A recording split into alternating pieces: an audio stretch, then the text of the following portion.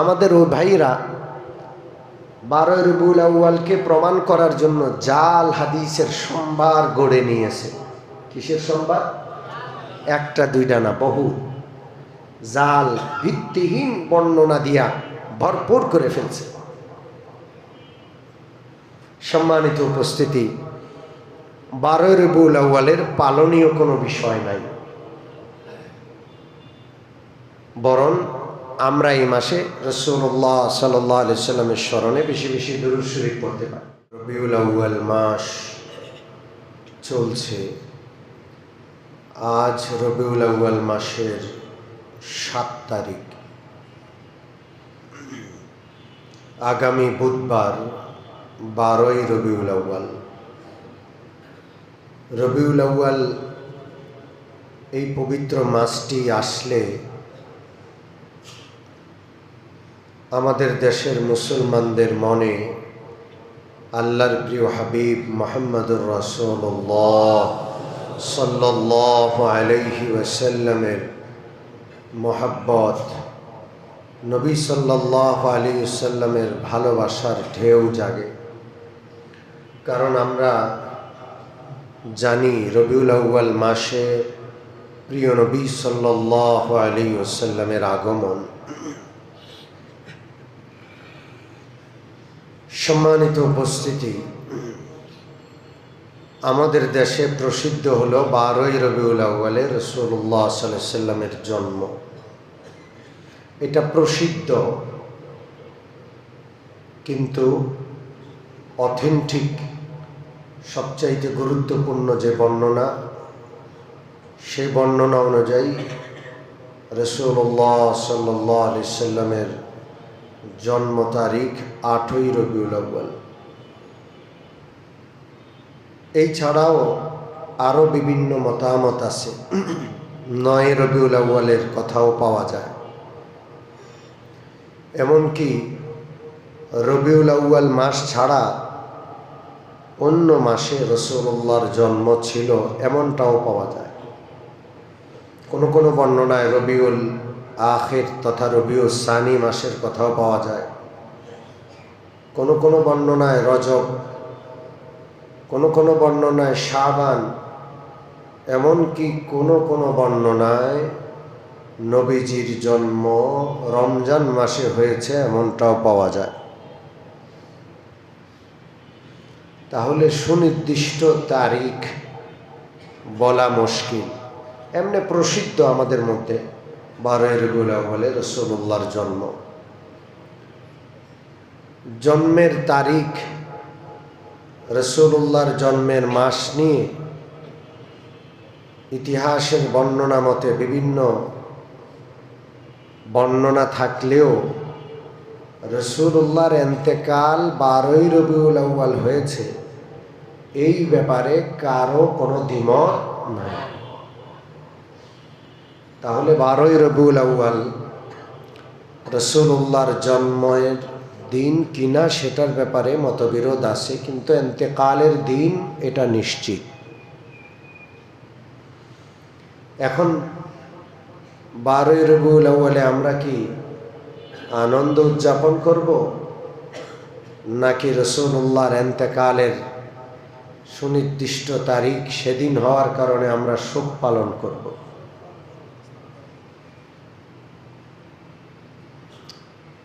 সম্মানিত উপস্থিতি, কারো জন্মদিন পালন করা বা কারো মৃত্যু দিবসকে শোক দিবস বানিয়ে পালন করা এটা শরীয়তের বিধান নয়। শরীয়ত এটা পছন্দ করে না।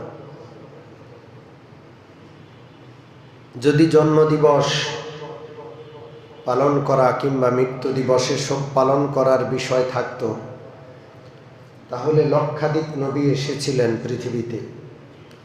তাদের সকলের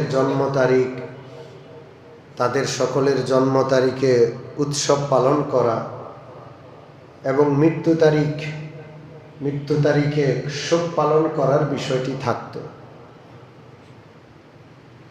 হযরত আবু বকর সিদ্দিক, হযরত ওমর ফারুক, হযরত উসমান, আলী রাদিয়াল্লাহু আনহুম এরা 4 খলিফা। রসুলদের পরে এদের মর্যাদা সবচাইতে বেশি। এই ছাড়া আরও লক্ষাধিক সাহাবী ছিলেন, তাদের কারো জন্মদিবস আমরা জানিও না, পালনও করি না, মৃত্যু দিবসও জানি না, শোকও পালন করি না। এক কথায় জন্মদিবসও পালন করা ঠিক না, মৃত্যু দিবসও পালন করা ঠিক না। জন্মদিবস পালন করার প্রথাটা এসেছে খ্রিস্টানদের কাছ থেকে। কাদের কাছ থেকে?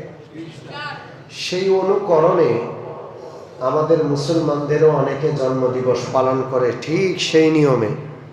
কেক লাগবে, মোমবাতি দিয়া সাজাবে, এবং তারা যেমন আবৃত্তি করে ঠিক তদ্রূপ আবৃত্তি করে বেলুন টেলুন দিয়ে সাজিয়ে হ্যাপি বার্থডে টু ইউ,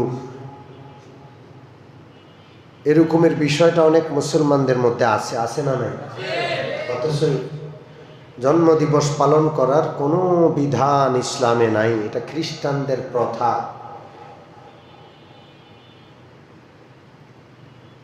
সম্মানিত উপস্থিতি, খ্রিস্টানরা জন্মদিবস পালন করে হযরত ঈসা আলাইহিস সালামেরও। 25শে ডিসেম্বর তাদের বড়দিন। তারা মনে করে 25শে ডিসেম্বরে হযরত ঈসার জন্মদিন, এই জন্য সারা বিশ্বে তারা সেই দিন বড়দিন পালন করে এবং সারা বিশ্বে ছুটিও কাটায়। আমাদের দেশেও খ্রিস্টান ধর্মাবলম্বীদের সম্মানে সেই দিন 25শে ডিসেম্বর এটা রাষ্ট্রীয় ছুটি। জন্মদিন এটা তাদের, তারা পালন করে। এরপরে মৃত্যু দিবস কিংবা শোক দিবস এটা শিয়াদের থেকে আসছে। শিয়ারা হযরত হুসাইন রাদিয়াল্লাহু তাআলা আনহুর মৃত্যু দিবস 10শে মুহররমকে শোক দিবস হিসাবে হাজার হাজার বছর পালন করে আসছে। এক কথায় আমরা জন্মদিবসও পালন করব না, শোক দিবসও পালন করব না। রাজি আছি তো ইনশাআল্লাহ? যারা আল্লাহ রসুলের মিলাদুন নবী এই দিনকে 12ই রবিউল আউয়ালকে জন্মদিবস পালন করে, তাদেরও যুক্তিটা এমনই। তারা বলে খ্রিস্টানরা যদি হযরত ঈসার জন্মদিবস পালন করে সম্মান দিতে পারে তাদের নবীকে, হিন্দুরা যদি তাদের রামের জন্মদিবস পালন করে জন্মাষ্টমী করতে পারে, আমরা আমাদের নবীর কি কম ভালোবাসি? আমরা কেন জন্মদিন পালন করব না? এটা কোনো ইসলামের যুক্তি? জোরে বলেন। যদি এই রকমের বিভিন্ন ধর্মাবলম্বীদের দিবস দেখে দেখে তারা পালন করলে আমরা কেন করব না? তাহলে ইসলামের মূল আকৃতির বিকৃতি ঘটে যাবে, ইসলাম থাকবে না, অন্য কিছু হয়ে যাবে। এই জন্য এই জন্মদিবস পালন করা যাবে না। আমাদের যে ভাইরা এই দিনকে জন্মদিবস পালন করে তারা আরও আগ বাড়ে, শুধু জন্মদিবস না, তারা ঈদ পালন করে। এটার নাম ঈদে মিলাদুন নবী। কি মিলাদুন নবী? ভাই ইসলামে ঈদ কয়টা? 2টা, ঈদুল ফিতর, ঈদুল আযহা। আর কোনো ঈদ নাই। কারো জন্মদিবস, রাসূলুল্লাহর জন্মদিবসে কোনো আলাদা ঈদ নবীজি পালন করেছেন? সাহাবারা করেছেন? না। এই দিনকে ঈদ বলা শরীয়ত বিকৃতির শামিল। এই দিন যদি ঈদের দিন হয় তো ঈদের নামাজ কই? ঈদের নামাজ কই? আর ঈদের দিন কোনো না কোনো বিধান আছে। 30টা রোজা রাখার পর ঈদের দিন খাইতে হয়, সেই দিন রোজা রাখা হারাম। আর কোরবানির ঈদের পশু জবাই করে একটা বিধান পালন করতে হয়, সেই দিন রোজা রাখা হারাম। 12 রবিউল আউয়ালে কোনো বিধান আছে রোজা রাখা হারাম না রোজা রাখা চাই? উচিত। সোমবার যদি হয় রোজা রাখা উচিত। আরেকটা বিষয় হলো, প্রিয় নবী সাল্লাল্লাহু আলাইহি ওয়াসাল্লাম তার জন্ম পালন করেছেন সাপ্তাহিক, বাৎসরিক না। রাসূলুল্লাহ প্রত্যেক সোমবারে রোজা রাখতেন। নবীকে জিজ্ঞেস করা হলো, ইয়া রাসূলুল্লাহ, আপনি সোমবারে রোজা রাখেন? রাসূলুল্লাহ জবাব দেন, যাকা ইয়াউমুন ওয়ালিদতু ফীহি, সোমবার এমন দিন, এই দিনে আমার জন্ম হয়েছে। এই জন্য রাসূলুল্লাহ জন্মের দিনে রোজা রাখতেন। ওয়া বুইসতু ফীহি, এই দিন আমাকে নবুয়ত দেওয়া হয়েছে। ওয়া উনজিলা আলাইয়া, এই দিন সর্বপ্রথম কোরআন নাজিল হয়েছে। রাসূলুল্লাহ সোমবারে রোজা রাখতেন। রাসূলুল্লাহ রোজার মাধ্যমে নিজের জন্মের দিনটাকে স্মরণ করতেন, আর আমরা রোজার বিপরীত ঈদ পালন করে স্মরণ করি। পুরা উল্টে গেল। আস্তাগফিরুল্লাহ। এই জন্য এটাকে এই নামে বলা, উচ্চারণ করা যে এটা ঈদে মিলাদুন নবী, গুনাহ হবে। ঈদ শব্দ উচ্চারণ করলে গুনাহই হবে। 12 রবিউল আউয়ালে আমাদের উপর কোনো বিধান নাই।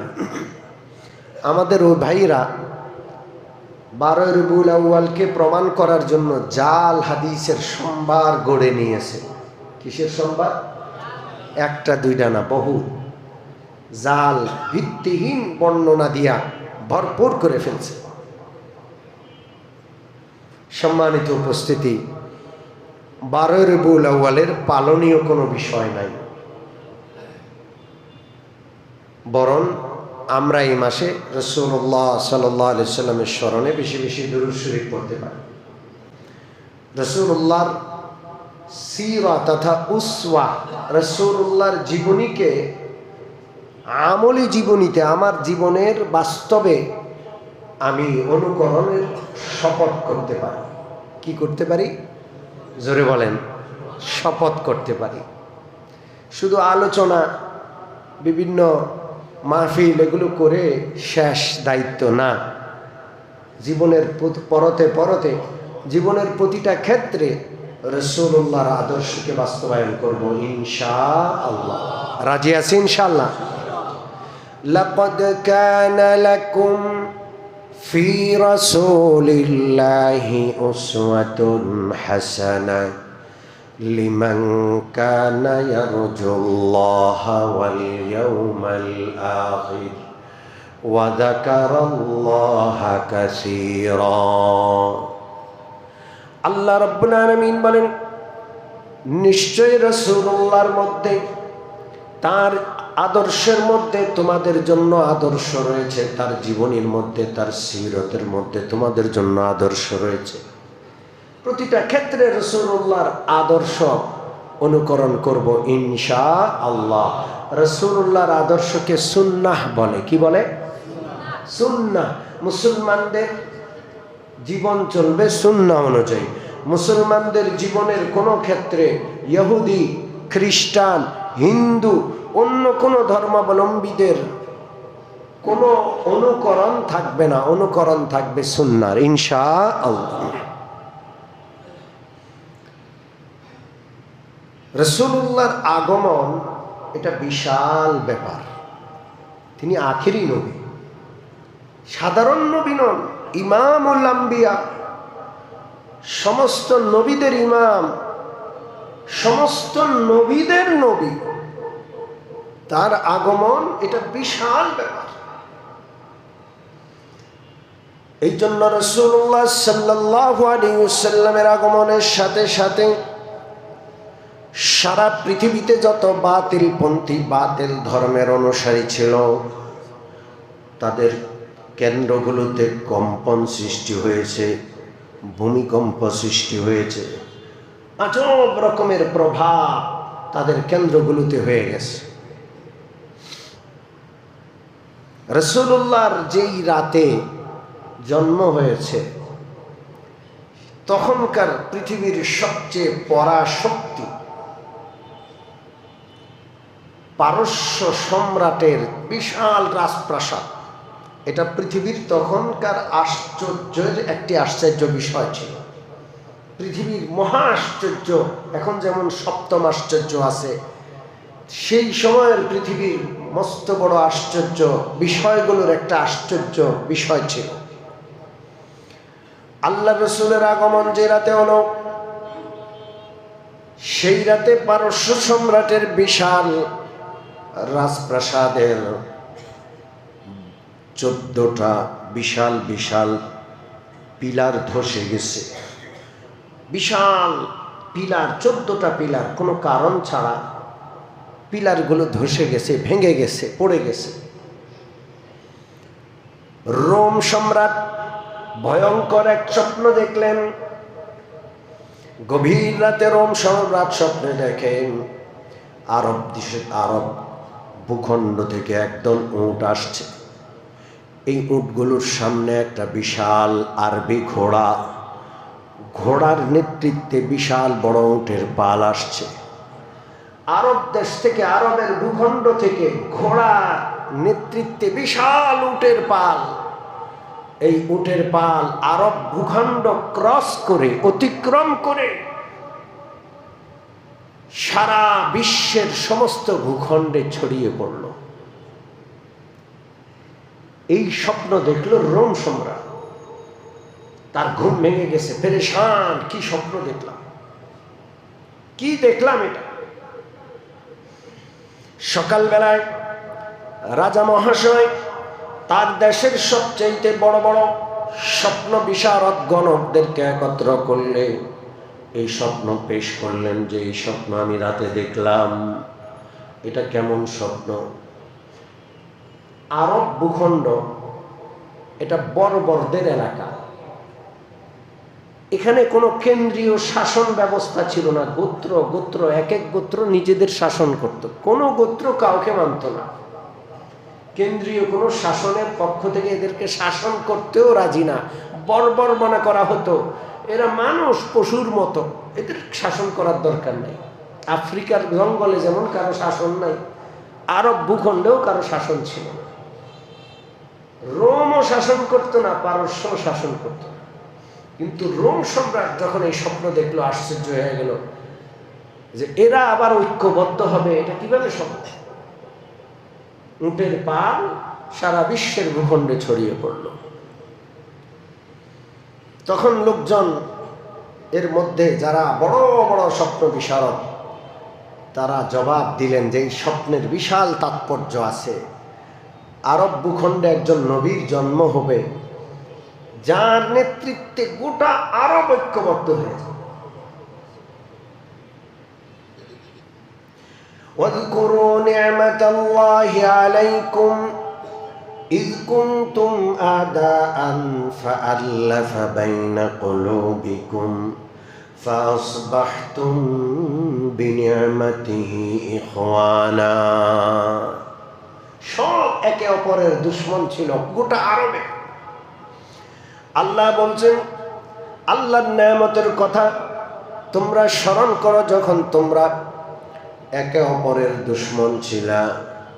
আল্লাহ তোমাদের মধ্যে নবী পাঠিয়েছেন, নবীর উসিলায় ফাসবাহতুম বিনি'মাতিহি ইখওয়ানা। সব শত্রুতা, সব দুশ্মনী দূর হয়ে তোমরা সব ভাই ভাই হয়ে গেছো। আল্লাহ আকবার। গোটা আরব, গোটা বিশ্ব এক সুতায় গাঁথা। আলহামদুলিল্লাহ বলেন। আমরা এখানে বসে বসে ফিলিস্তিনের জন্য কাঁদি, এখানে বসে বসে কাশ্মীরের জন্য দুঃখ করি, করি কি করি না বলেন?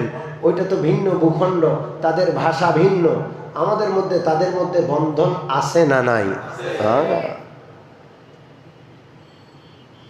এই বন্ধন যত মজবুত হবে, পৃথিবীর যত বড় বড় পরাশক্তি হোক, মুসলমানদের পায়ের তলায় এসে যাবে। এই বন্ধন ঢিলা হয়ে গেছে, এই বন্ধন নাস্তিকরা আর খ্রিস্টানরা আমাদের ঢিলা করে দিছে। এই জন্য তারা ফিলিস্তিনে আমাদের ভাই বোনদেরকে মারে, খ্রিস্টানরা বিভিন্ন অঞ্চলে মারে, হিন্দুরা মারে। আমরা চুপ করে বসে আছি, শুধু মনে রক্তক্ষরণ হয়, এতটুকু ছাড়া আর বাড়তি কিছু হচ্ছে না। যাই হোক, রোম সম্রাটকে বলা হলো অতি সত্বর একজন নবী আসবেন, যেই নবীর নেতৃত্বে গোটা আরব ঐক্যবদ্ধ হয়ে গোটা বিশ্বে তারা ছড়িয়ে পড়বে, গোটা বিশ্ব শাসন করবে। আল্লাহ রাসূলুল্লাহর জন্ম যে রাতে হলো, হযরত আমেনা বলেন, আমার পেট থেকে যখন মুহাম্মদুর রাসূলুল্লাহ ভূমিষ্ঠ হলেন, আমি আকাশের দিকে তাকায়া দেখি আকাশের তারকাগুলো আমার ঘরের কাছে এসে গেছে। আমার গোটা ঘর আলোকিত হয়ে যায়। আমি ঘরের ভিতরে সে আলোর মধ্যে সারা পৃথিবীর বড় বড় রাজপ্রাসাদগুলোর দৃশ্য দেখতে পাই। ইহুদিরা গণনা করে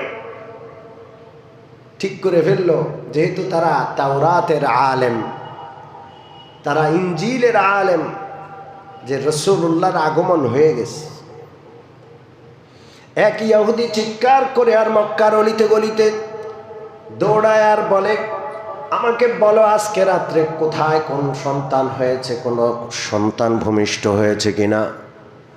লোকজনের কাছ থেকে খবর নিল, খবর পাইল আমেনার ঘরে তিন সন্তান হযরত মুহাম্মদুর রাসূলুল্লাহ সাল্লাল্লাহু আলাইহি ওয়াসাল্লামের জন্ম হয়েছে।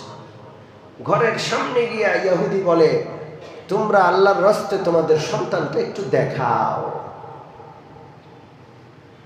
সন্তান হয়েছে দেখাইলে অসুবিধা কি? ইহুদিকে যখন সন্তানটা দেখাইল, সে পিছনে উল্টায়া দেখল পিঠের মধ্যে মোহরে নবুয়ত অঙ্কন রয়েছে, খচিত রয়েছে।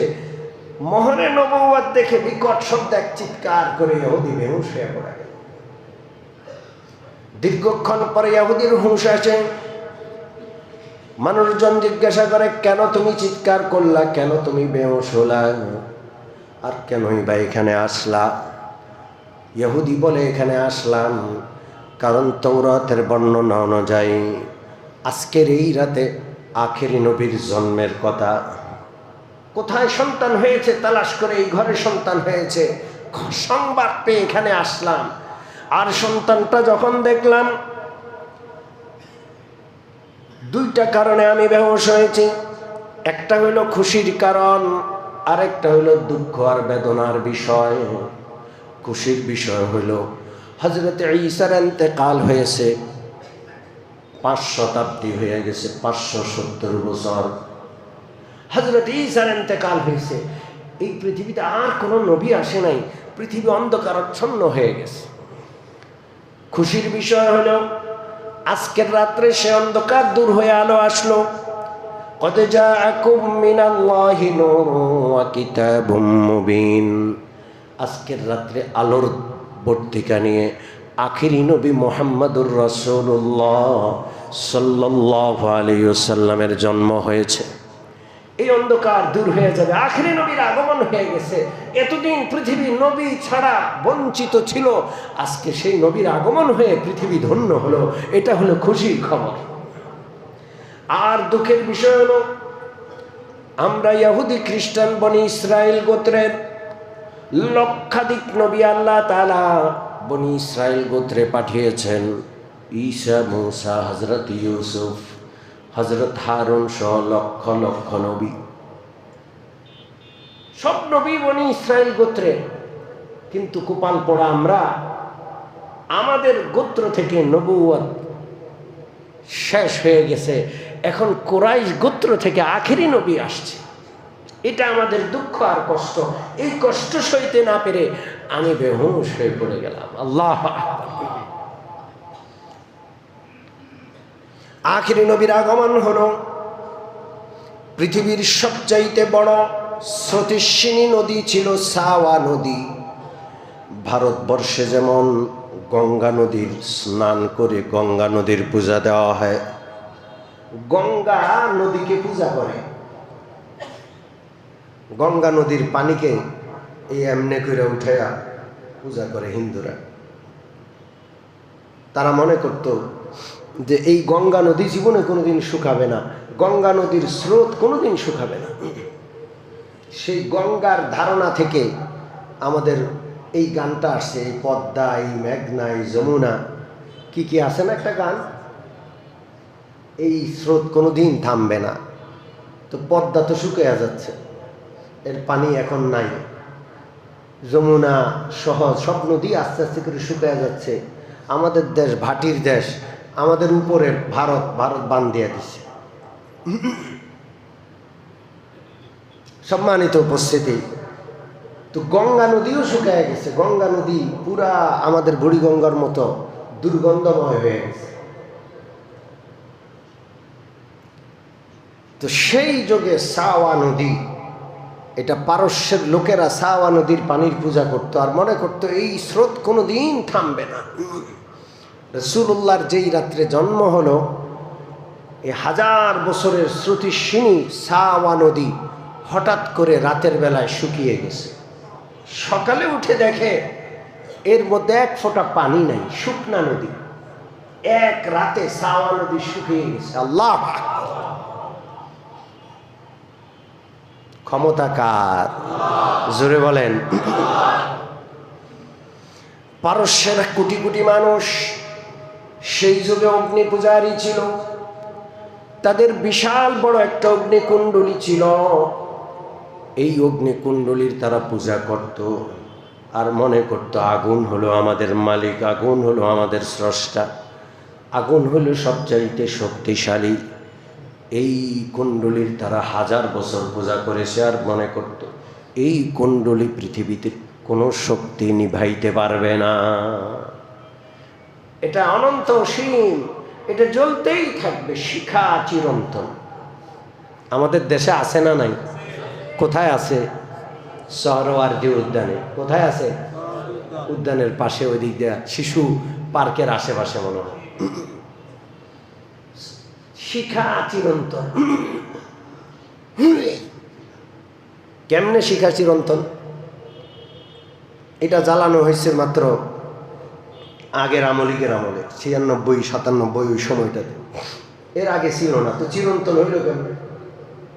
আবার এটারে যদি নিভাইয়া দেও, কেউ নিভে যাবে। তো চিরন্তন নামটা এটা শুধু একজনের সাথে খাটে। তিনি কে? জোরে বলেন কে? আর কোথাও চিরন্তন খাটে? কোনো কিছুই চিরকাল থাকবে না। অগ্নি পূজারীদের ধারণা এখানে আনা হয়েছে, ওই শব্দ ব্যবহার করা হয়েছে। তো পারস্যের অগ্নি পূজারীদের বিশাল বড় অগ্নিকুণ্ডলী, যেই রাত্রে রাসূলুল্লাহ পৃথিবীতে এসেছেন, রাসূলুল্লাহর জন্ম হয়েছে, ধপ করে 1000 বছরের আগুন একসাথে নিভে যায়। ক্ষমতা কার? আগুনের মালিককে? আল্লাহ। আগুনকে এই ক্ষমতা, জ্বালানোর ক্ষমতা কে দিয়েছেন? আল্লাহ দিয়েছেন। পানির ক্ষমতা কার? আল্লাহ। পানির ক্ষমতা আজব। আমরা গত 1-2 বছরে শুনছি পাহাড়ের মধ্যেও হঠাৎ করে পানির ঢল আসে। পানি কাদার সাথে মিলে, কাদার ঢল এসে পাকিস্তানের গোটা এলাকা মানুষ সহ, বাড়িঘর সহ কাদার ঢলের ভিতরে ডুবে গেছে। শত শত মানুষ মারা গেছে, অস্তিত্বই খুঁজে পাওয়া যায় নাই। এলাকা বিলীন হয়ে গেছে। শত শত বছর যে এলাকায় মানুষ বসবাস করতো, সেই এলাকা মাটির নিচে তলায় গেছে। মাটির ঢল, মাটি আর কাদা, পানির ঢল, সব কিছুর মালিকানা কার? কোনো কিছু চিরন্তন না। আজকে ঢাকা শহরে আসি, এখন শুধু বারবার যত জায়গায় ভূমিকম্প হয়, গতকালও ভূমিকম্প হয়েছে ইন্দোনেশিয়া। এই মধ্যে গত 1 সপ্তাহে 2-3 দিন পরে ভূমিকম্প হইয়া শত শত মানুষ মারা গেছে। কলম্বিয়ায় ভূমিকম্প হয়েছে, আরও বিভিন্ন জায়গায় ভূমিকম্প হয়েছে। সব জায়গার আলোচনার ক্ষেত্রে বাংলাদেশের নামটা, ঢাকা শহরের নামটা বেশি বেশি আসছে, যে এটা পৃথিবীর সবচাইতে ভূমিকম্প প্রবণ এলাকার একটা। কোটি কোটি মানুষের বসবাস। আল্লাহ মাফ করেন, আল্লাহ মাফ করেন। যে কোনো সময় এটা লাশের শহরে পরিণত হতে পারে, যে কোনো সময় কোটি কোটি মানুষের কবরে পরিণত হতে পারে, কবরস্থান হতে পারে। আল্লাহ মাফ করে। এটা মসজিদের শহর। আজানের সময় এত আজান হয় যে সবার ঘুম ভেঙে যায়। আলহামদুলিল্লাহ। কোরআন তেলাওয়াতের শহর। গতকালও সারা বিশ্বের 130টা দেশকে পরাজিত করে বাংলাদেশের এক সূর্য সন্তান হাফেজ জাকারিয়া মক্কা মুকাররমায় ফার্স্ট হয়েছে। আলহামদুলিল্লাহ বলেন। লক্ষ লক্ষ হাফেজের শহর। আল্লাহ হেফাজতকারী। আসল ক্ষমতা কার? এটা আল্লাহ প্রমাণ করছেন নবীর আগমনের সাথে সাথে। তোমরা নদীকে খোদা মানো, নদী শুকায়া যাইতে পারে। আগুনকে মালিক মনে করো, আগুন ধপ করে নিভে যাইতে পারে। পৃথিবীর কোন শক্তিকে পরাশক্তি মনে করো না, সমস্ত পরাশক্তির পরাজয় আছে, একজনের পরাজয় নাই। তিনি কে? জোরে বলেন আল্লাহ। ওই আল্লাহর ক্ষমতার দাওয়াত নিয়ে রাসূলুল্লাহর আগমন। এই জন্য রাসূলুল্লাহ পৃথিবীতে আসার সাথে সাথে যত শক্তির উৎস ছিল সমস্ত শক্তিগুলোকে আল্লাহ ধপ করে নিভায়া দিলেন, সব ধপ করে শুকায়া দিলেন। আল্লাহ তাআলা সমস্ত শক্তির মাথায় কুঠার আঘাত করলেন।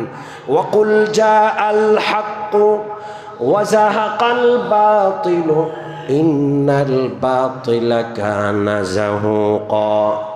নবীজি আপনি বলে দিন, হক এসেছে, বাতিল দুর্বৃত হয়েছে। বাতিল পালাবে, হক আসলে বাতিল পালাবে, আলো আসলে অন্ধকার পালাবে। রাসূলুল্লাহর আগমন হয়েছে, সমস্ত বাতিলগুলো শেষ। আমরা আজকে রাসূলুল্লাহর অনুসারী, রাসূলুল্লাহর আদর্শ থেকে দূরে। এই জন্য বাতিল সারা বিশ্বে জেঁকে বসেছে। এই বাতিলের মোকাবেলা অস্ত্র দিয়ে শুধু হবে না, জ্ঞান বিজ্ঞান দিয়ে শুধু হবে না।